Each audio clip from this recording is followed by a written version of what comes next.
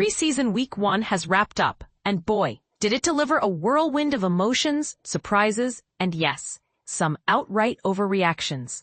But here's where it gets controversial. Which of these hype moments are just early excitement? And which ones might actually stick around and reshape the NFL landscape? Let's dig into the details and break down what really matters.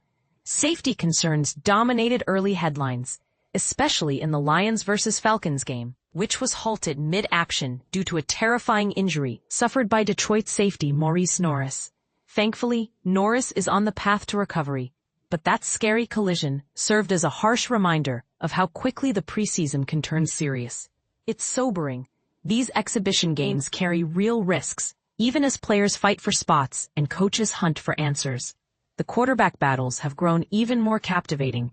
Take Shedeur Sanders' impressive debut with the Browns, or Jaxson Dart making waves for the Giants. Suddenly, long-held assumptions about starting roles are being questioned. Meanwhile, changes like the new kickoff rules ensure we're seeing more of those electrifying returns. Let's kick things off with impressive feats. Cam Little's 70-yard field goal, and Travis Hunter showing his remarkable versatility by thriving on both offense and defense, even with limited snaps. This weekend's action offered a thrilling glimpse into some rising talents ready to make their marks. Now, let's confront the big overreactions head-on and see what's real and what might be premature. Is Jaxson Dart really poised to lead the Giants in passing yards this season? The short answer? It's an overreaction for now. Dart's preseason debut was undeniably strong. He completed 12 of 19 passes for 154 yards and even delivered a veteran-caliber 29-yard connection with Lil Jordan Humphrey. He looked calm, confident, and competent as a rookie, clearly putting himself into the conversation alongside veterans Russell Wilson and Jameis Winston. But here's the rub. The Giants face a brutal early schedule. It would be wise for them to shield Dart gently, preserving his confidence to avoid a premature trial by fire. Don't expect Dart to take over before November or even early December, perhaps shaping up as the second-half spark if things unravel for the Giants. If he gets on the field sooner and starts logging significant reps, he could indeed lead in passing stats, but patience is paramount, especially when coaches and front office jobs hang in the balance. Moving over to Cleveland, Shedeur Sanders' preseason debut pragmatically opens the quarterback competition. Not an overreaction this time. While Joe Flacco is expected to start Week 1, Sanders' solid showing of 14 completions on 23 attempts with 2 touchdowns can't be ignored. Injuries cleared a path for him early, but his poise and execution remind us why his draft slide was a hot topic last season. The real test, how he performs in joint practices against the Eagles this week. Sanders' emergence puts pressure squarely on Kenny Pickett and Dillon Gabriel to show they belong too.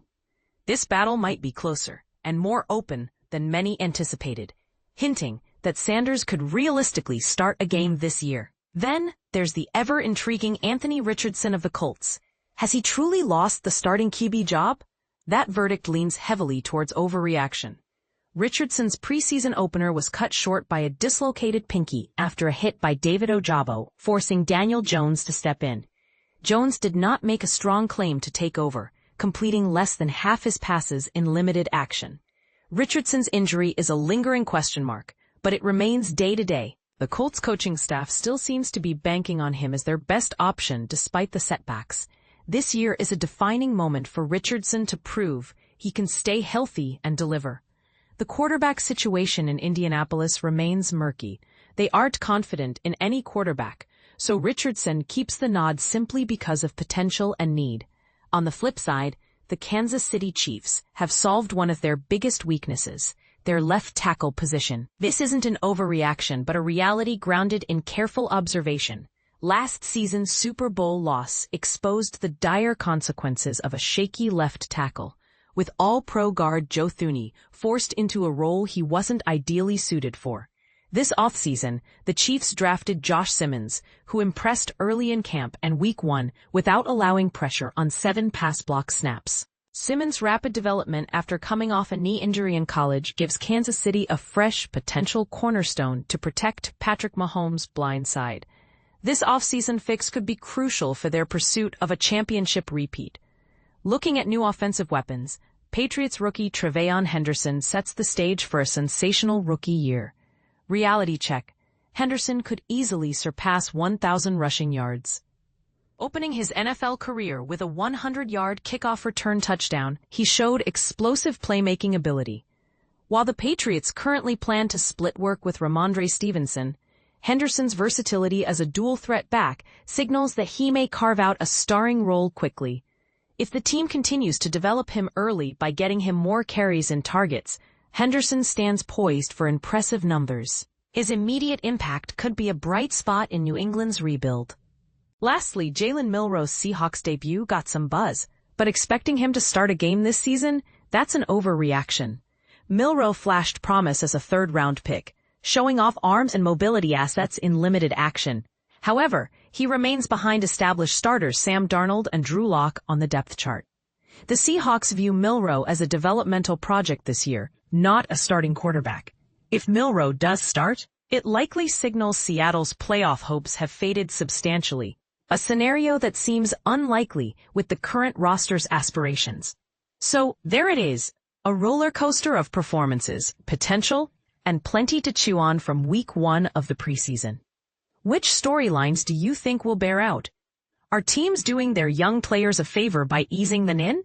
Or should coaches strike while the iron is hot?